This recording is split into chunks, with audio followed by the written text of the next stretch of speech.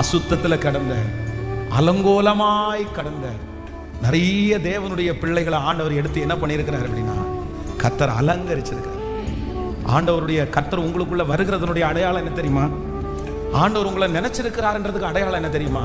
First ஆண்டவர் என்ன பண்ணுவாருன்னா, நம்மை ஆண்டவரை போல நம்ம அழகுபடுத்தி நம்மளை பார்க்கறதுக்கு வேற யாருமே இருக்க மாட்டாங்க. ஆமென். வேதம் சொல்லுது, தாவீது ஆடுகளுக்கு பின்பாக போய் கொண்டிருந்தான். அலங்கோலமான ஒரு வாழ்க்கை. மோசேயை குறித்து வேதம் சொல்லுது, தாடியெல்லாம் வளர்ந்து அவனுடைய வேலையை பார்த்தீங்க அப்படின்னு சொன்னா, ராஜாவுடைய சமூகத்திலே பார்வோனுடைய குமாரத்தியின் மகனாய் வாழ்ந்த ஒரு மனுஷன். அந்த ஆடு மேய்க்கிற வேலை ஒரு பக்கத்துல ஆடுகளை காப்பாத்துறதுக்கு ஒருவேளை ரொம்ப கடினமா இருந்தாலும், ரொம்ப அப்படின்னா போர் அடிக்கிற ஒரு வேலை தான் ஆடு மேய்க்கிற வேலை. நல்ல புல்லுள்ள இடத்த கண்டுபிடிச்சு அந்த இடத்துல ஆடுகளை நம்ம விட்டுட்டோம்னா, அந்த ஆடுகள் பாட்டுக்கு மேய்ஞ்சிட்டு இருக்கும். அந்த ஆடுகளை பார்த்துட்டு சும்மா ஒரு இடத்துல வேடிக்கை பார்த்துட்டு இருக்கணும்.